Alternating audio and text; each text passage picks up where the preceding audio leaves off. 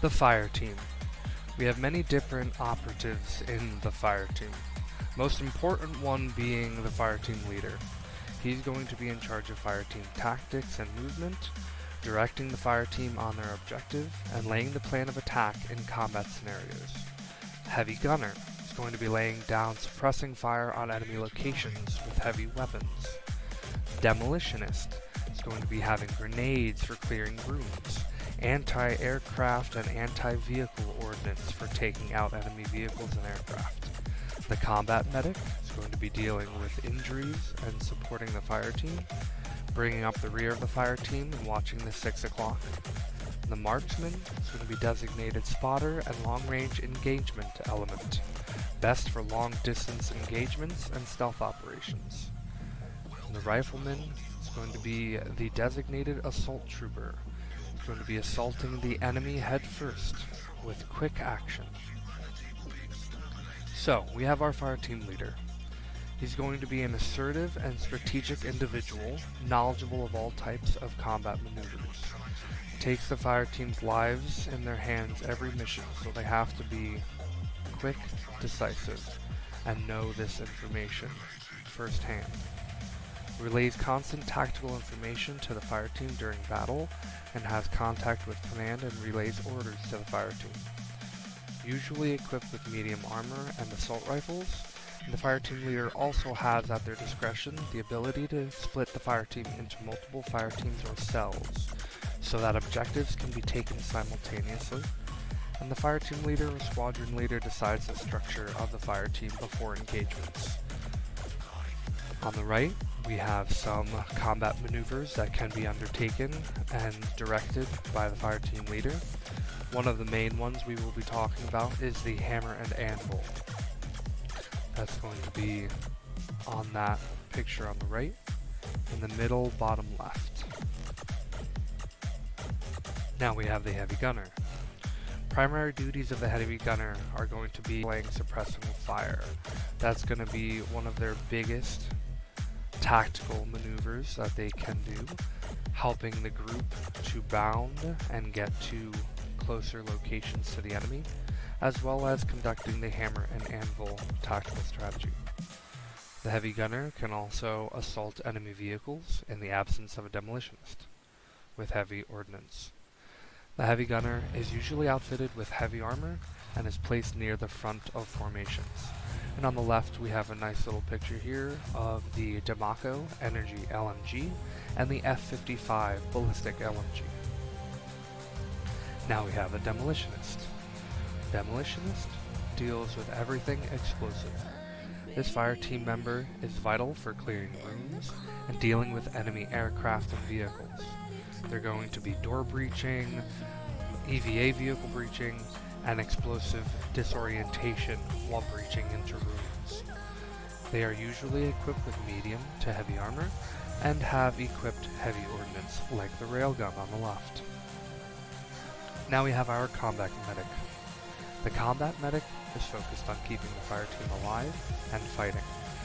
They will usually be covering the fire team 6 while moving in formation, and they will be trying to drag casualties out of harm's way to be able to heal them and be able to get them back into the fight. They will be engaging in combat when necessary or when directed by fire team leaders. Now we have the marksman.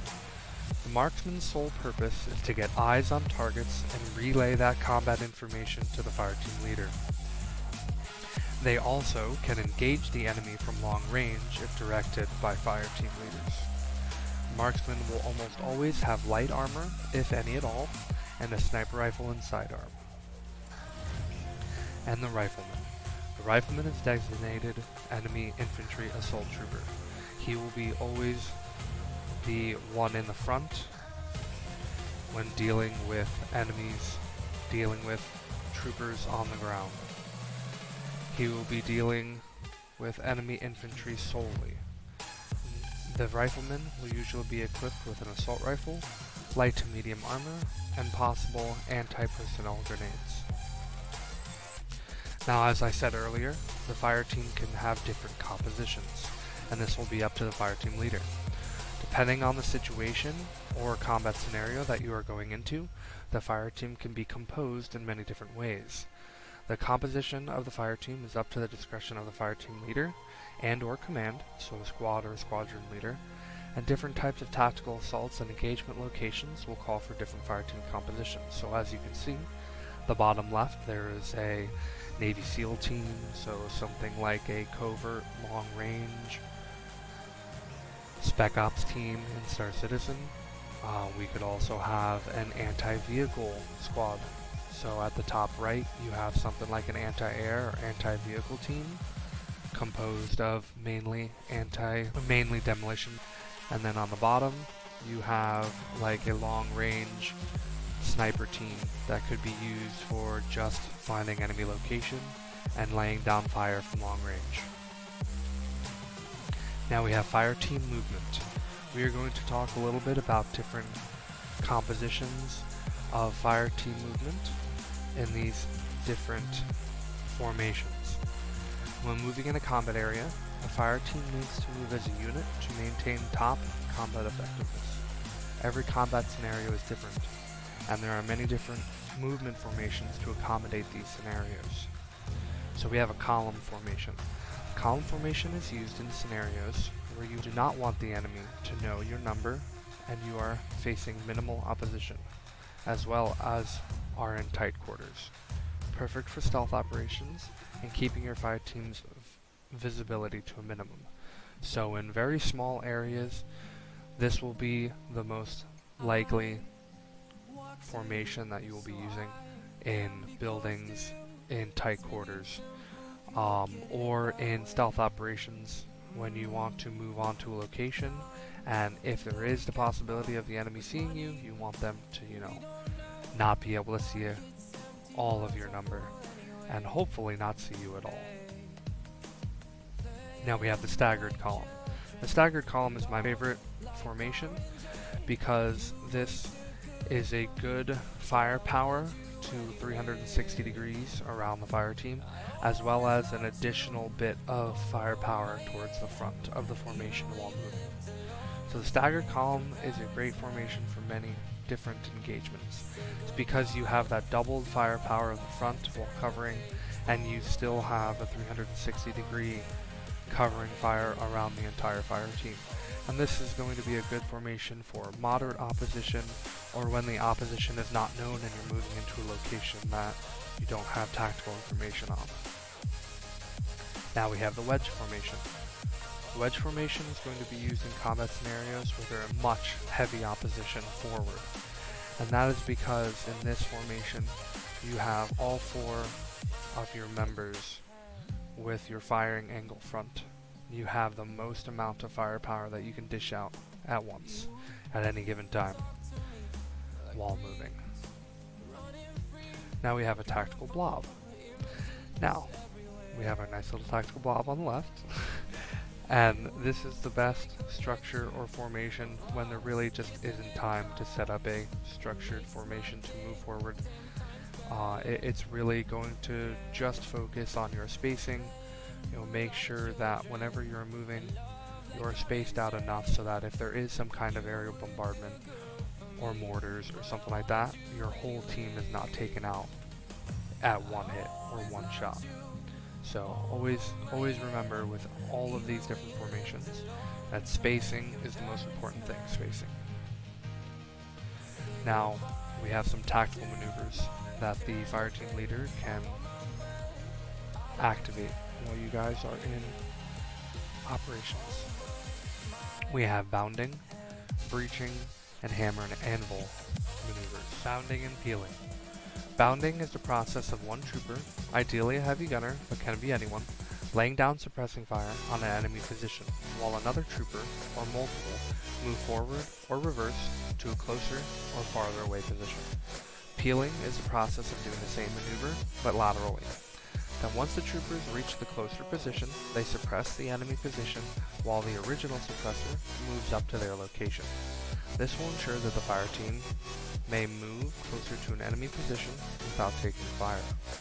The moving member of this maneuver yells bounding or peeling while they move to the new location, and the suppressor says suppressing. Now we have breaching. Breaching is the act of assaulting a room with possible enemy contacts inside. A trooper postures at each door side to have view of 90% of the room. Then a third trooper will blow the door, throw a grenade, or enter the room first as the other two follow behind and immediately look at the corners closest to them. This is going to be a little video to kind of show a little bit of that stuff that we just talked about.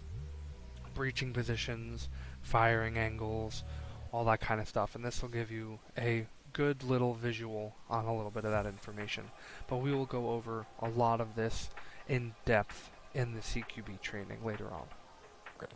Here you can see the starting position while preparing for breach and entry. Here's the breach team, here the soldiers covering the team, here the squad leader, and the clearing team is located here.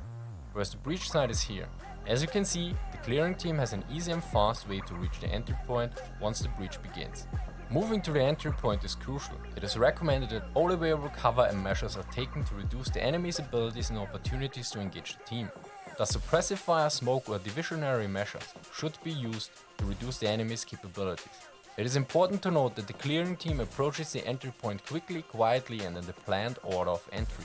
Now if the clearing team doesn't use a grenade prior to entering, it is recommended to move from a concealed position next to the entry point directly through the entry point into the building. Which brings us to the next part. Depending on the entry points, points of domination are different. As you can see here from a room with a center entry point and here from a room with corner entry point. Now this is just showing a little bit of the firing angles I was talking about, and once we move into rooms, kind of getting eyes on every part of the room. As you saw earlier, you'll have troopers on either side of the doorway and another one moving in, and this trooper will immediately move in and cover this corner to make sure there was nobody there. And this trooper will immediately move in and cover this corner to make sure there was nobody there.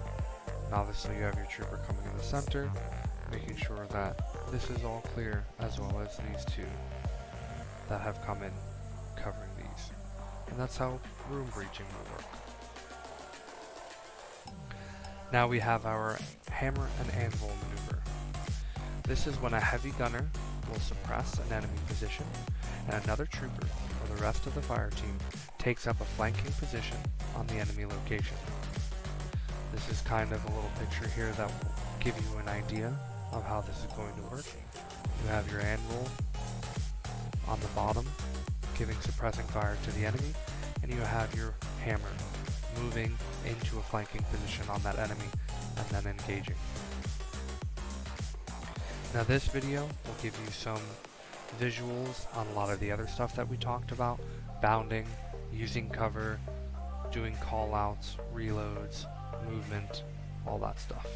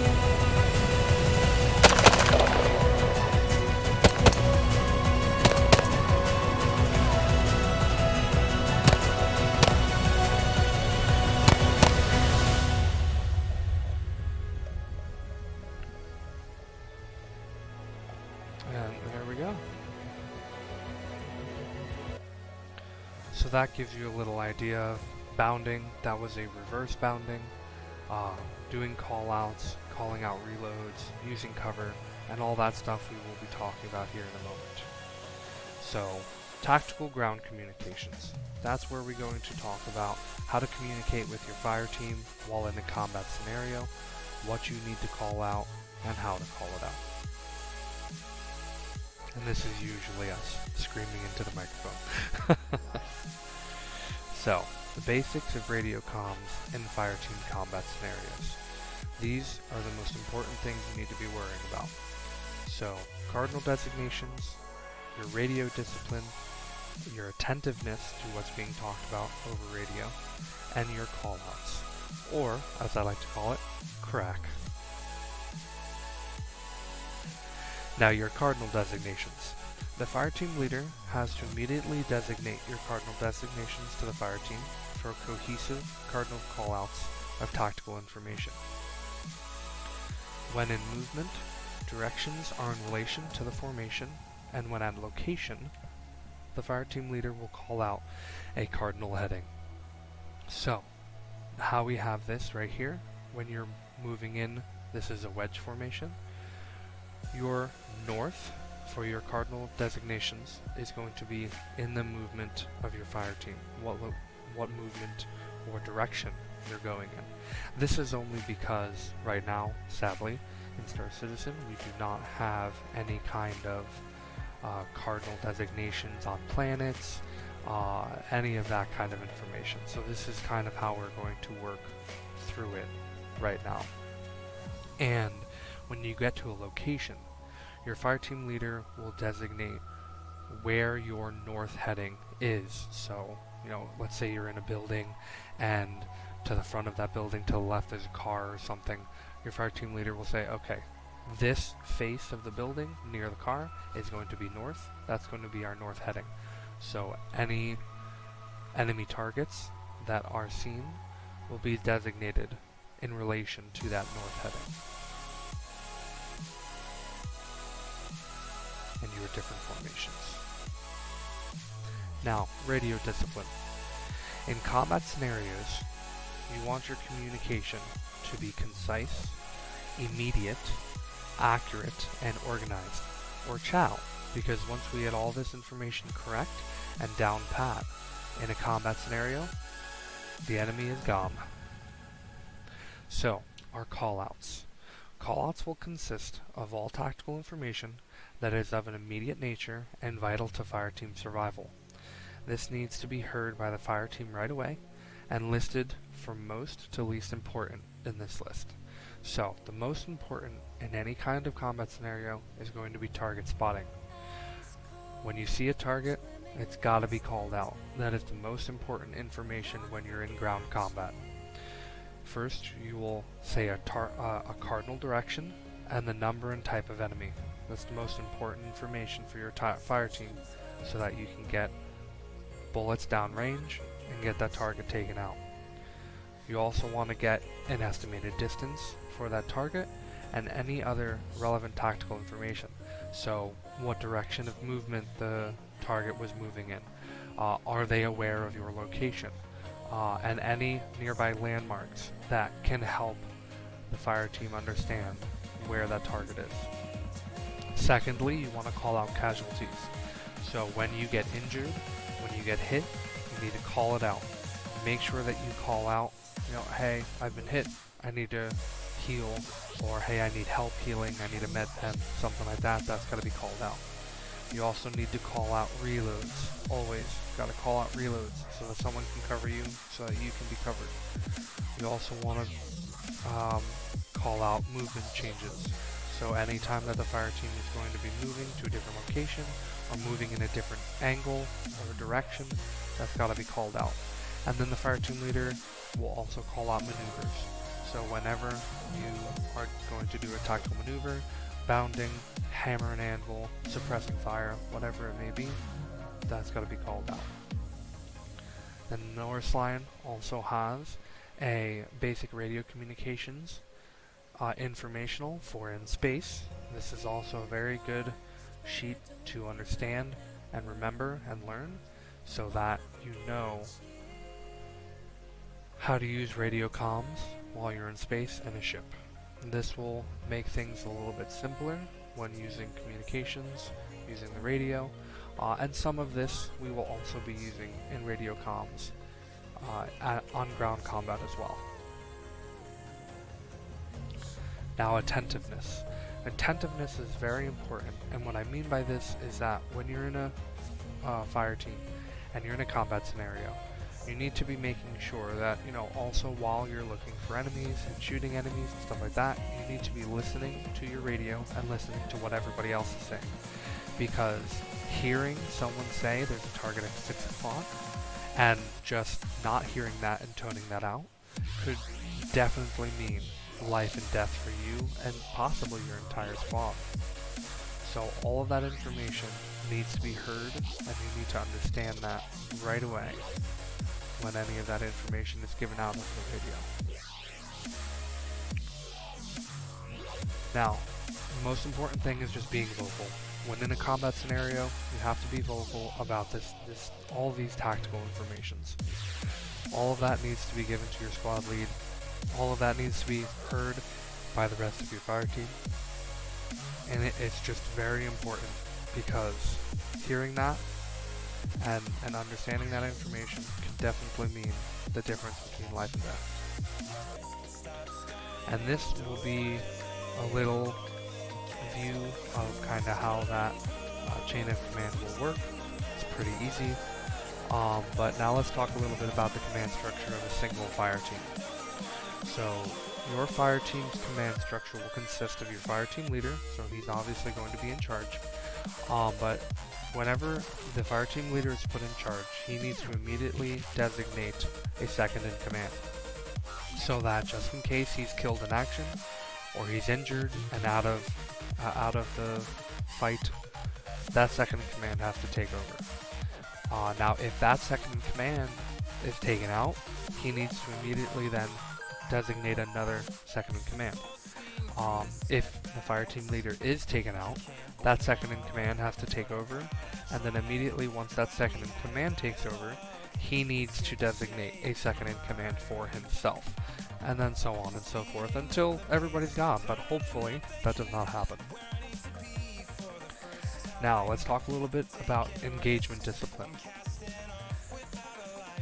In combat engagements, they can get very hectic and out of control without the right discipline.